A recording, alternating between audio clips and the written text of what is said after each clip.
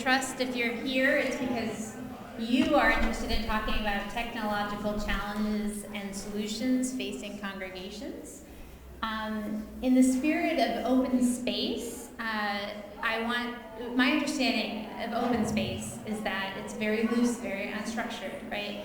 So we are not here as experts, we are here as facilitators. And we trust that the wisdom that is needed is in the room. And we did try to seed it a bit. We contacted all the people who've received tech grants and had emails from those who couldn't be here today, encouraged those who received grants to join us, so that people that have been finding solutions are in the room and can share those solutions. But we are not intending to hear a challenge and give you the solution, but encourage you to share challenges and solutions of one another.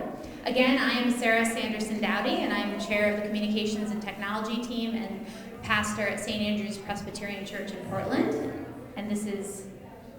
I'm Steve Parker, and I am the communications coordinator, interim, and I basically work with the tech at Presbytery, put out newsletters, but I also consult with churches at times when they're looking for various things. I also do web pages too, but I don't, that's not part of my job description. Once in a while I'll assist with that, so don't hire me to do your web page because I don't think the committee wants me to spend all my time doing that.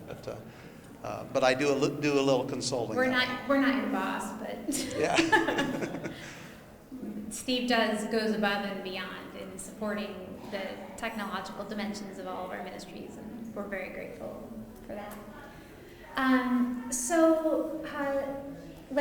The way we would like to suggest that this flows is we'd love to hear somebody share a challenge, a technological challenge that you are facing, and then ask if there's anybody who has found any resources or solution to such challenges in the room, or share with you what we've heard via email or what Steve happens to know via his many relationships in this presbytery. So let's hear a challenge. And if you want to come to the mic, you can, or you can just please speak very loudly to benefit everybody in the room. There's a mic right here.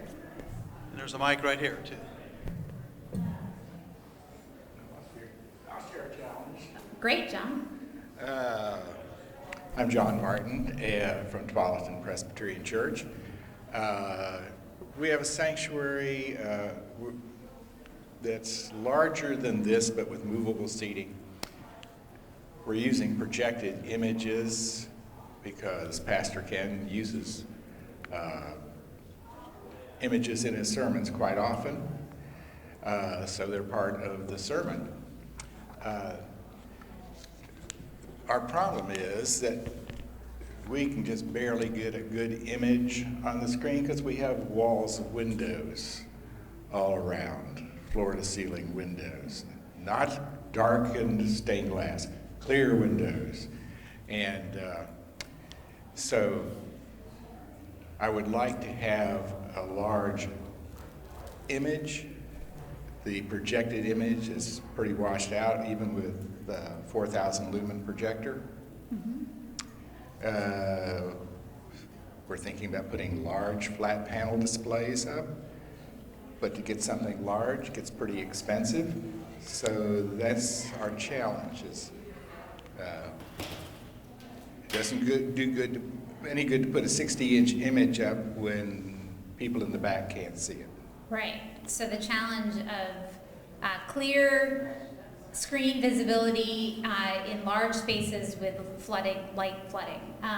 Is there anybody who has found a good solution to that in this room?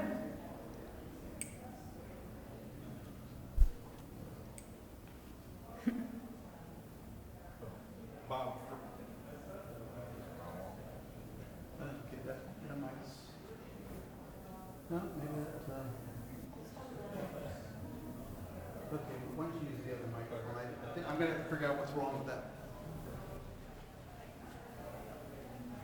I'm Bob Fry. I'm with Medford First Presbyterian Church, but in my other life, when I was with Salem First Presbyterian Church, we conquered this by spending a lot of money to put in some very expensive projection or flat screen TVs, projectors, and things like that. It ran us almost $35,000 to just put in the technology to actually make a large screen visible throughout that sanctuary. And if you know that sanctuary, it's very long. I used to know how long it was, but it's a lot longer than this one here. And it has windows on both sides that cannot be covered, so it's also very bright in there. I think as I recall, we were doing something in the neighborhood of 15,000 looms for that. So just to be clear, did that, it was expensive, but did it solve the problem? It solved the problem, but it's very expensive. Okay. And some churches have done the TV screens, they put up multiple screens at different places in the sanctuary so that people in the back and side and different places from different angles could see it. So that's another solution that churches, and that's actually less expensive.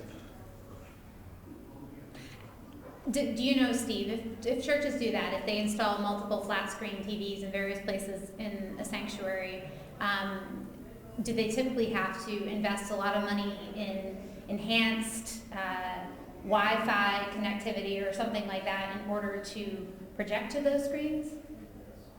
Well, you can do it actually with wires without the Wi-Fi. Wi-Fi is always a good idea, but you can actually do it with wires, and you can do them wireless lead too, but the quality's not quite as good.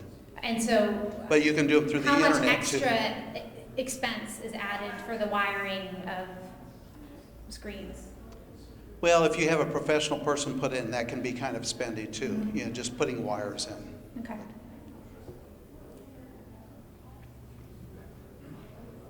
I do think there was somebody who shared something about putting in flat screens in their sanctuary, but the way that both younger and older people are deeply appreciative. Do you remember that reflection? It was in one of the emails. I vaguely remember. I can't remember who that was. We have two flat screen TVs, a larger one and a smaller one, so that the choir and that side of the same. They work very well. I don't remember that wiring was a big issue. Yeah, I don't think it was for you because you just had a simple 2 connections with it and just wired it. And that's not that expensive to do it that way. But if you do it all over the church and you do multiple and you put them in the wall, then that can get more expensive. But yeah, just connecting 2 screens together is fairly simple and quite a bit less expensive than a projector that's bright enough in a sanctuary. Any other solutions to that particular challenge? Or any other challenges you want to share?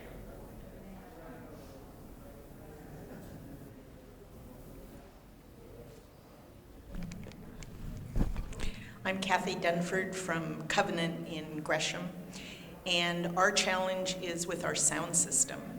We have microphones at our lecterns similar to that, and we have a portable microphone that gives us a tremendous amount of feedback. Pastor Josh is new with us, and he's having a lot of challenge with the sound system, as are some of our folks who are now hearing impaired. Anybody else had challenges with sound systems? I'm wondering about the frequency on your wireless. Yeah, do you want to share? Looks like we're running out of battery on this mic too. Oh, I can talk loud. Eileen Sheeler from John Knox Kaiser.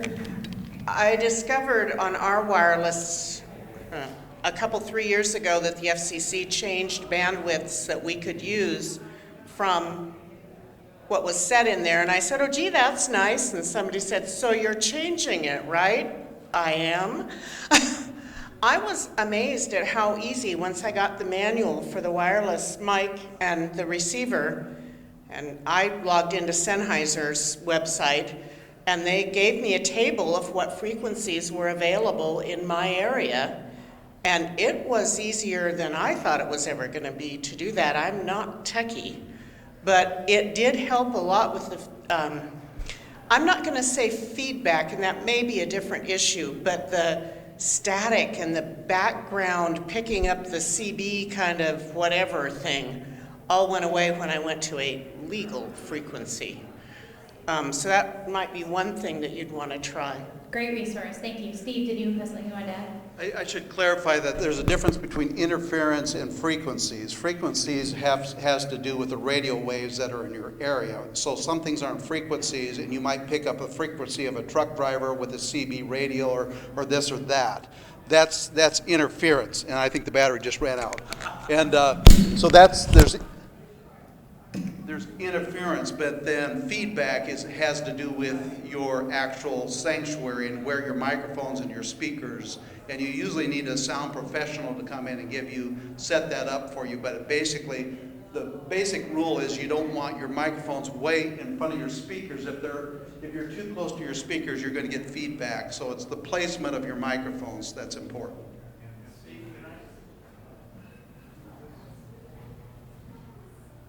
I can talk about the issues in this sanctuary. If I was to put this mic over here, next to that mic, there would assuredly be feedback. If I was to use it when the pastor had his lapel mic on, there would be feedback. There's places within this sanctuary I know that we never put mics just because there's feedback. It's very difficult out of a large room to make it completely clear of feedback ever.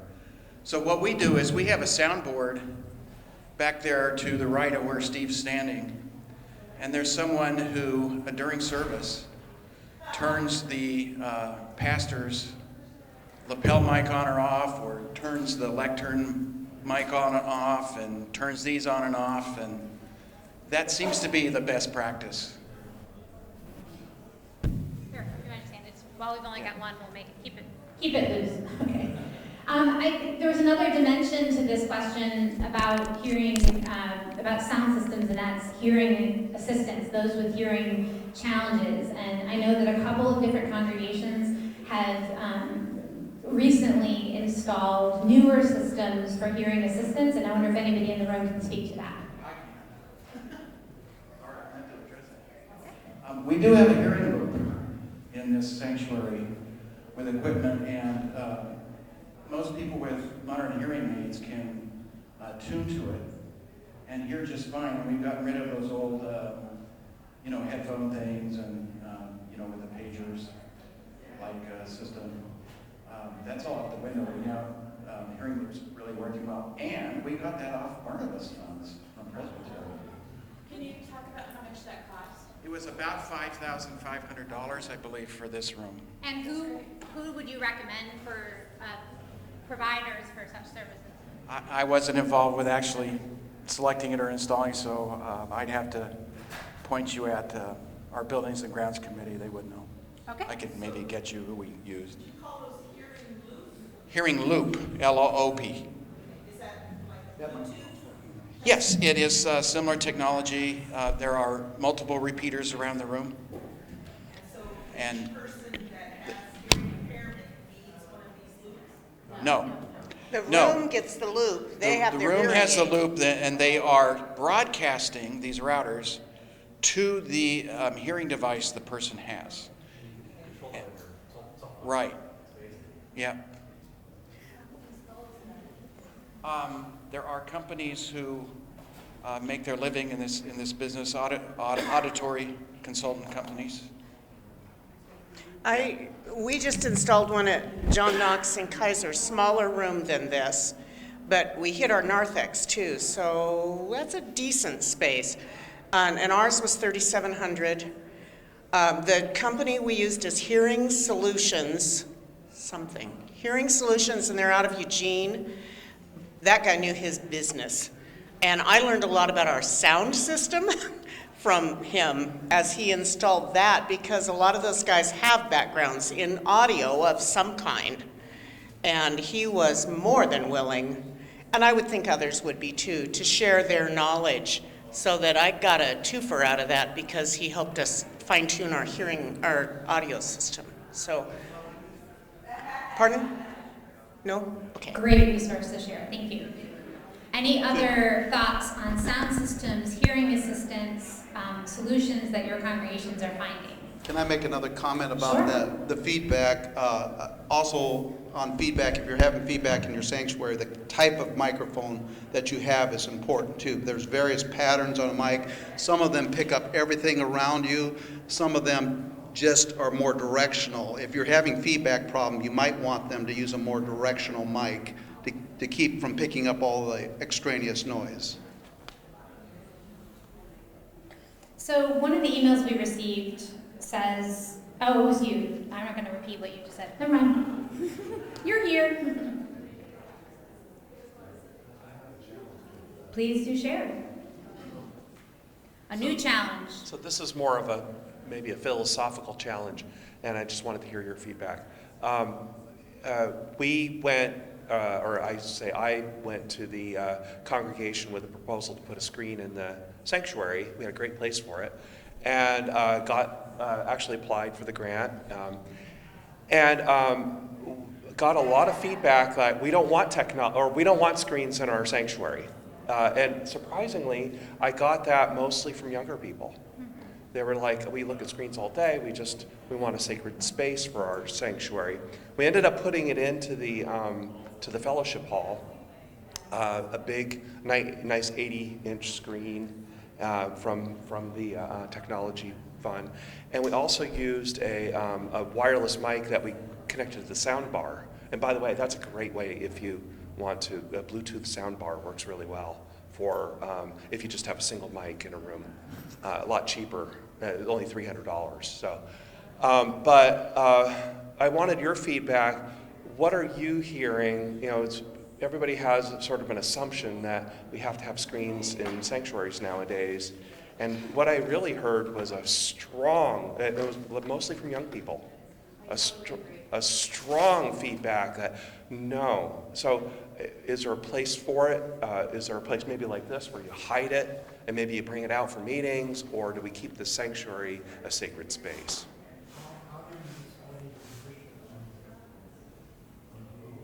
We don't. We use hymnals. What was the question?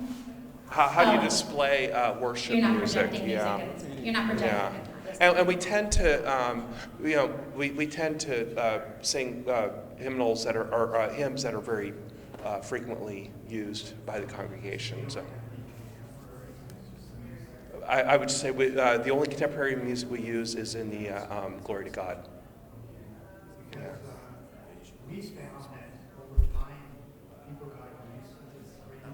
Yeah. They don't want to use the hymnals. Yeah. And I've heard that as well, is that if we can free up our hands. The concern that I heard from young folks was then what you're doing is you're worshiping the screen. And I think what they're responding to is that huge trend of having an entertainment-based or an entertainment-style worship service, and they're really reacting. So, yeah. So I'm not that young anymore, but I'm still youngish. And I was really not a fan of the idea of screens in sanctuaries because it just smacked of, movie theater church. But then, and in fact, and I couldn't imagine the first church I served in rural upstate New York where they put a screen and how it could work in that space. And I went back for a funeral and there's a screen, and it was so powerful to have images of this person that I knew and I loved with us as we worshiped. And I was converted. So I don't know, not to speak to the whole depth of it, but just to say that there can be an evolution in people's perspectives on this when they realize the ways that their own worship experience can be deepened and not distracted.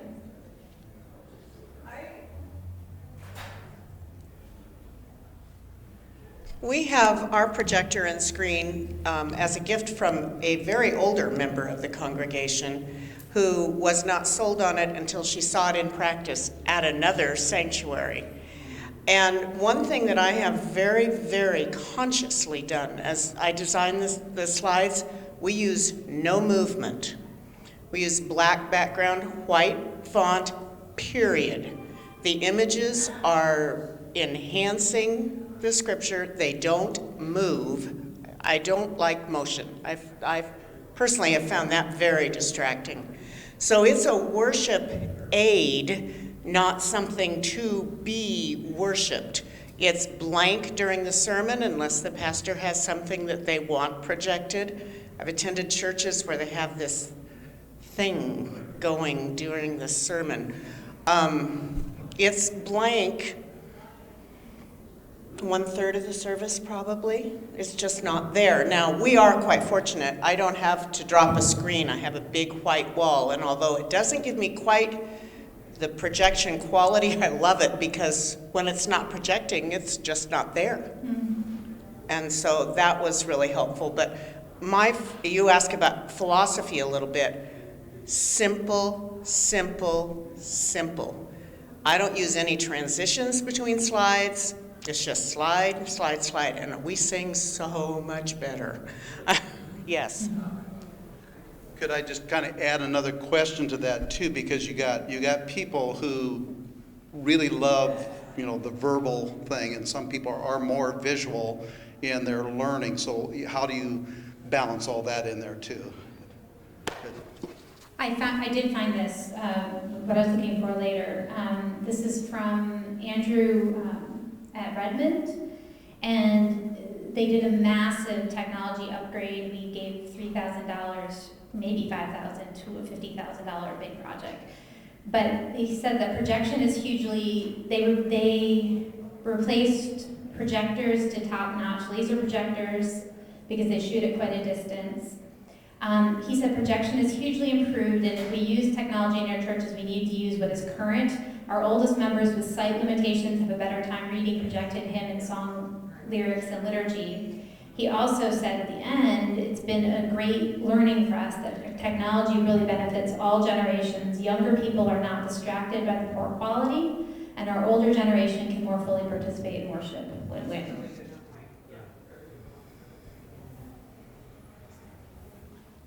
Dave Dornack, Rose City Park in Portland. When my mother, who's dearly departed, was about 87 years old, they put a screen in her 2,000-member Lutheran church, and she called me and she was so excited because my mother had essential tremor, and so it was very difficult for her to work with a hymn book. And then she said, as she looked around, she looked at the young families with children, and she said, they're able to control their children, and they don't have to hold on a hymn book and try to hold their children's hands. So, as was mentioned before, she was a proponent of the screen. At Rose City Park, however, we have to have a few more memorial services before we can get a screen, unfortunately. And then I went to my son's church in Creston, Iowa, and they had the screen up front and then the two screens in the back. And the Sunday that I visited, their youth group was doing a mission trip to Appalachia. And they had a live feed with the kids in Kentucky doing their work. And if that wasn't exciting to see and experience and ask questions during that worship experience. So. And the other thing I'll mention is I went to a memorial service at St. Andrew's recently. That church, I've been there for worship too, I think they do the screen about the best of any place that I've ever seen. So that's to your credit. For the memorial service, it was kind of a little unusual memorial service. They had a jazz pianist, and then the pictures of the loved one, of Bob, on the screen. It was very, very moving. And even before the service. Before the service, right. And then we had a fixed image during the service. Yes, and I thought that was effective. Mm-hmm. And it wasn't busy at all, and it really added to the whole experience of honoring the saint from St. Andrews.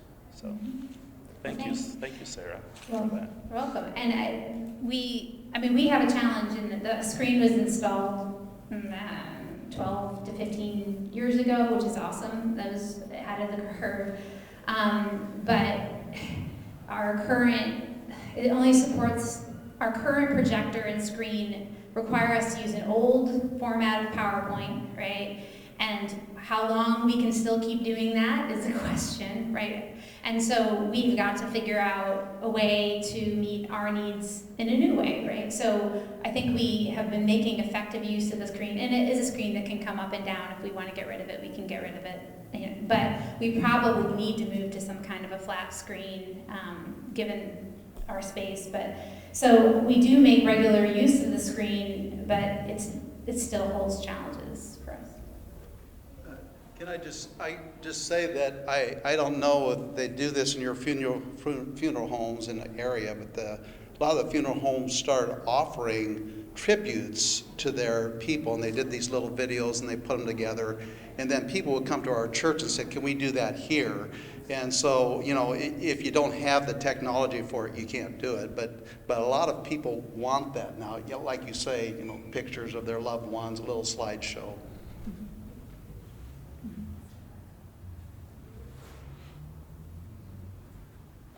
So our church had a long discussion because we got a new minister about 6 years ago. And at that time, we had no technology in the church other than a microphone.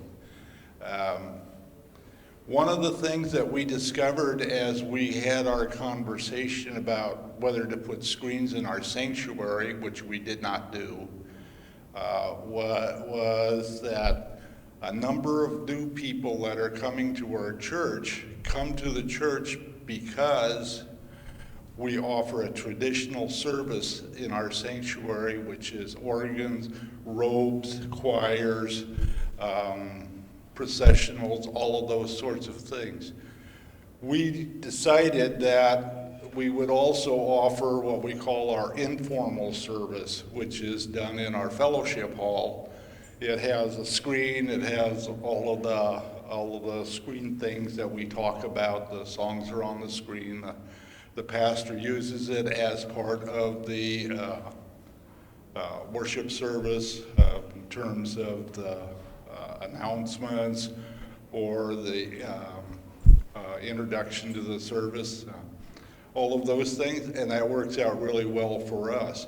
So I think when you're looking at this, one of the things you need to do is take a look at the community and why people come to your church or why they don't come to your church, because we've discovered that there's a number of people that are actively not looking to go to places that have screens in their sanctuary. And which churches? This is Medford First Presbyterian. I would say St. Andrew's has fairly blended worship, but we kind of alternate between more traditional and more contemporary. But the new Presbyterian hymnal, the Glory to God hymnal, you can get a thumb drive that has all of the hymns and we've been using it here, so the music is, and you can project just lyrics or you can project music, and I know that's often people that don't like projection of music are musical people and they want to see the notes, right? They don't want just lyrics. And so we have this blend. We don't have enough hymnals for everybody. We're adding slowly over time, but we project the hymns with the music, and that has, a lot of people are very satisfied with that resource. Where do you get that? From the denomination, from the publishing corporation. It's one of the options for purchasing of the Glory to God hymnal to get the digital version. Huh? It's not. It's not cheap. It's not cheap, but it's not. Is it by number of people or hymnals you have, or anything like that? No, I think it's a fixed price. I'll look it up while we keep sharing. A couple of things that we did. We added screens to our sanctuary probably 7 or 8 years ago. They largely went unused for the first couple years. They're hidden behind beautiful wood coverings to blend into the walls because there was a lot of feedback and people that we didn't want to divide the church over it, essentially. And now we use them every Sunday morning. So it's been gradually added in. What people especially love, and I've heard this already too, is the words to the anthem, the choir anthem up there, because the choir doesn't always enunciate well enough, and especially for older ears to hear that. Sometimes they don't. And it really has enhanced that instead of just being, the choir isn't singing at the congregation is worshiping with the choir when they see the words, which has been really powerful. And then also too, the scripture being on the screens too. And again, we have a larger print Bible in the pews, but for a lot of the older folks, they can see the words up on the screen. Part of me fears that we're not bringing Bibles anymore to church, our own Bibles, or we're not relying on that. We're just seeing it and then putting it away. But it does help, again, those people with visual issues. And another thing, your comment about projecting on the wall, there are certain paints, you can buy certain paints that will help the projection to pop out more too. So. Found a need to do that. Okay. Interestingly, it works. Yeah. I was going to add, we did not get rid of bulletins. Right. No, we didn't. No, we have not either. And No. that has, I think, helped a lot. Right. We still have. Get rid of bulletins. Yeah. We still have hymnals. You get your choice, pretty much. Right. And every now and then, since I'm the person who does the PowerPoint, I'm really delighted that I didn't ever get rid of bulletins because I messed up the slide. Yes. Or I forgot a hymn, and I can just say, use your bulletins, use your hymnals. Yeah, exactly. And we're It's done. both. We're a small church, it works. Yeah, and just one comment, because I do a lot of memorial services too. We have started to do, the slideshow during the 15 minutes when people are coming into the sanctuary. I like to focus on the cross. We don't use it in the service itself, because we do the traditional, it's a service of witness to the celebration and a celebration of the person's life. So we focus on the gospel more during the service, so we don't have the person's picture up front. That's just my personal preference. But we put the scriptures up front, which again is that visual as well as auditory. Yeah, I do a both and, so.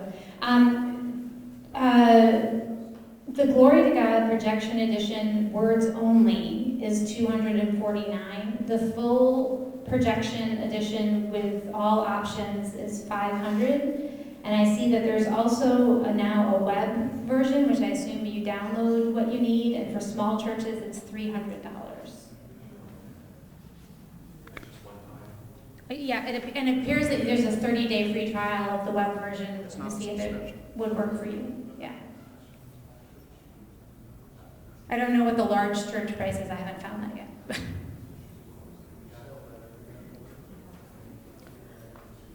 Other challenges or solutions?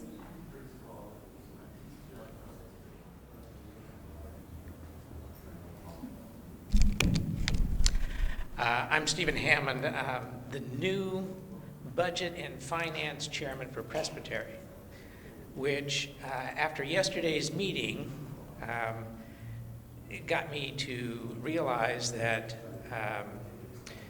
there needs to be a way to communicate the budget a little bit better. So I don't know whether, I know your communication and technology, so if this is out of order, I'll sit down.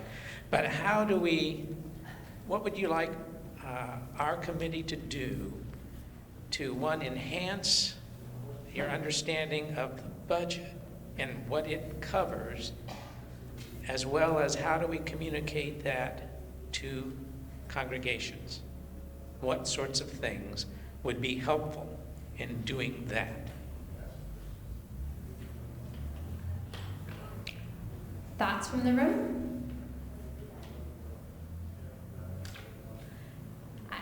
I've kind of been a broken record about this since I arrived in the Presbytery. I've been working on developing a narrative budget for my congregation, and by that I don't mean a series of paragraphs about our various ministries, but visual depiction of the allocation of resources on the basis of our ministry priorities and commitments, right? So, representing our personnel expense in terms of the division of time, how much time is spent on mission, how much time is spent on worship, how much time is spent on care, in the pie chart. People say, well, look at that. Like, our budget is distributed pretty well according to our priorities, and it seriously helps, right? And so for those of us, and it's not about spin, right? It's about accurately representing that when we invest in personnel and when we invest in property, that's part of our furtherance of our ministry, right? And how do we demonstrate that through the way we communicate our budgets and our spending?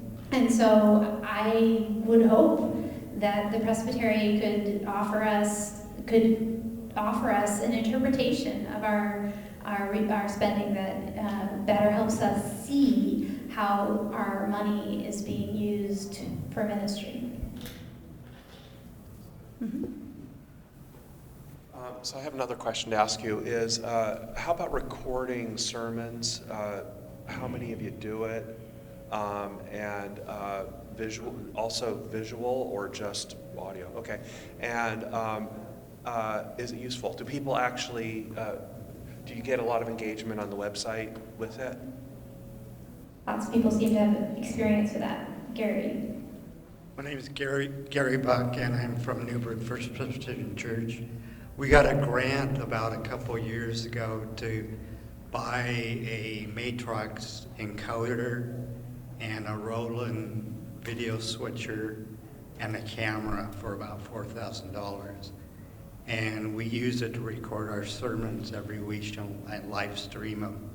And we have a lot of people in the older generation, they can't make it to worship anymore, and they like to tune in to that and see it.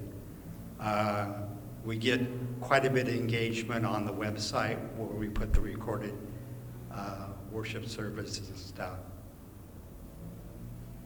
Thanks, Gary. We do both. We put the full worship service and we also put the sermons. I do the editing for it. And I also record some of the adult ed some of the time and put that on the website. So if you have any questions, talk to me. Great. I think at this time there's about 6 churches in the Presbytery that live stream the worship services, and then there's a few more that record them and put them online, video, and then there's a lot of people that do audio. And Steve, you have to have a license to broadcast the music, right? Yes, you do. Yeah, if you yeah, there are some issues there. Well, if you're broadcasting it live, not as much. That's not as important. It's if you record it later and put it on your website, then you do have to have a license for that. So live streaming is different, though. John Martin from Tualatin. We do record our sermons video and just then upload them to YouTube videos, and then those are linked on our web page, on our home page. So there's a sermon page. If you want to see any of those, it's tpcspirit.org, Tualatin Presbyterian Church. If you want to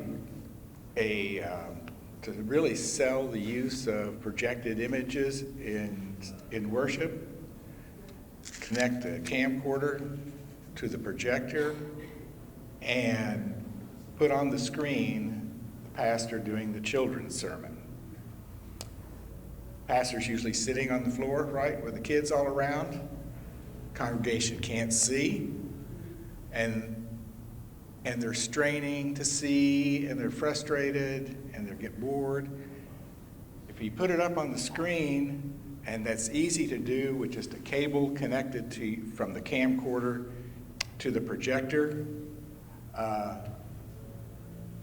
and you walk around, you can see the kids, you can see with the pastor, you can see the objects they're holding up and things like this. Congregation loves it. They love it. They don't care about hymns up on the screen, but they love to. I've gotten more compliments on doing that with video than anything. But if you want to look at our sermons, they're up on the web, and what I do is just edit. So we just have the scripture passage that is mentioned in the sermon. So even if you have the full reading of an Old Testament and a Psalm and whatever, if just the New Testament scripture is used in the sermon, that's the only one I put up. So you have the reading of the appropriate scripture, and then the sermon, and then the benediction. And so that brings it down to 25 minutes. How many views do you get? It depends. How many views do we get is the question. It depends. We have some people that are regular viewers.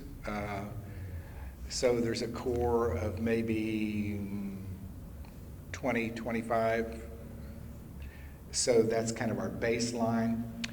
But if a sermon is mentioned on Facebook and people share it, like it, what have you, the numbers go up to 150, something like that. So it's all about getting the exposure. I'll say, I mean, I know that our sound system is capable of recording audio, but our tech people have not seemed capable of making that happen. And so I downloaded a free app, a really good recorder on my phone, and I record my sermons. So I know that, and I send it to our graphic artist person on staff, and she gets it on the web. It's not perfect, it's not a perfect solution, but it was a simple solution when I was not getting it accomplished any other way. Yes, so far it's audio only, yeah. Mm-hmm. And it's the app I use is voice record. Somebody asked me yesterday about, how can we do a simple, inexpensive live stream, and I just pulled up my cell phone and said, you could do it that way if you want to do it simply. And all you have to do is have your iPhone on a little tripod. You go into YouTube or Facebook or whatever and live stream it, and that you've got a very simple live streaming. If you have just like, I just want to do it one time, or we just want to do it occasionally, you can do it that way too. Eileen?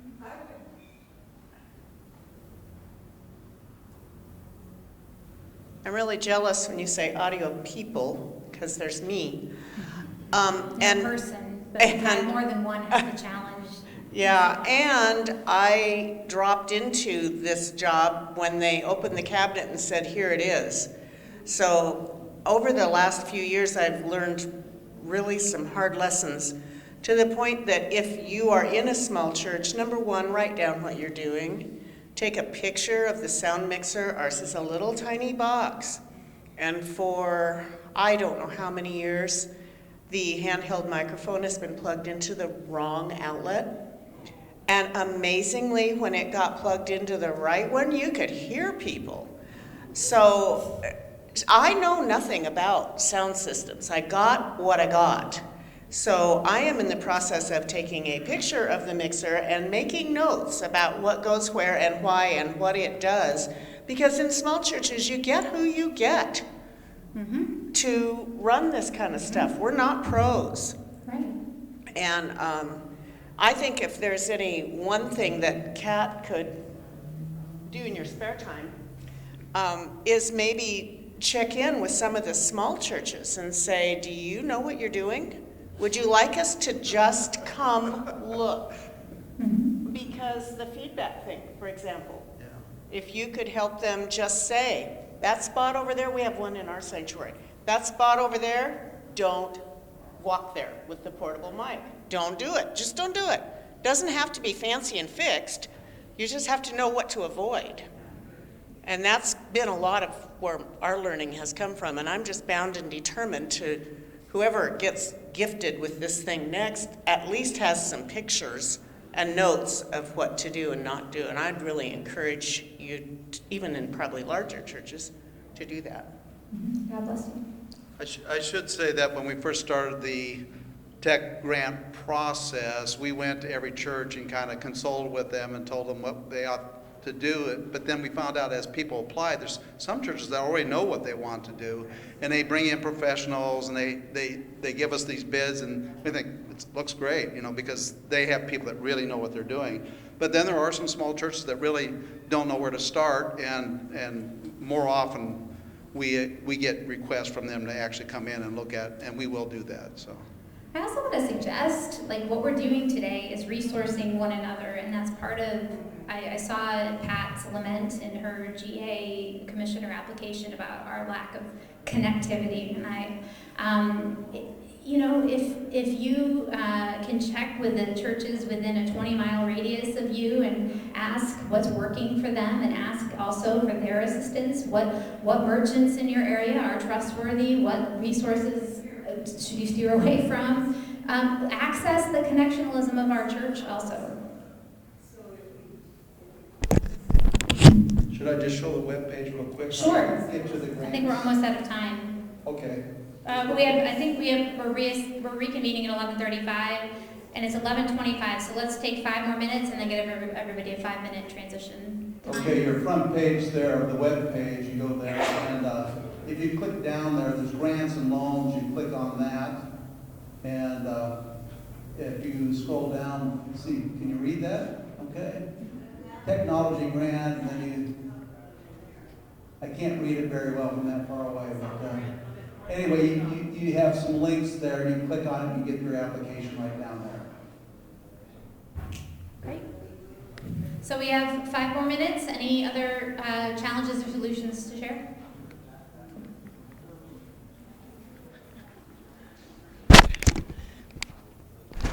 By the way, I'm Lori Baining, Westminster, Medford. And I thought about this when the woman was sharing about taking a picture. We tend to have at each of the technology kind of places little step-by-step instructions of how to plug in, what to plug in. And because I need that every single time I use that piece of equipment because I forget. And that's been really helpful just for me. That frees me up, and I know I can do this because somebody has taken the time to write it out step by step. So that's a thought, yeah. Mm-hmm.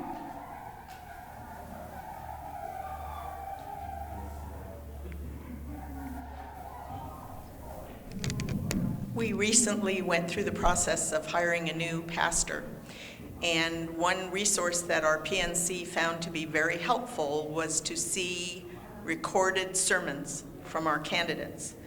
And so I think technology really helps in that place, because when you see their history on paper, it reads one way, but when you see them speak to you, it's a whole different situation. And I would encourage our ministers to use that technology for their own future as well. Thank you. David, did you have a hand up? Okay. Hey, Gary?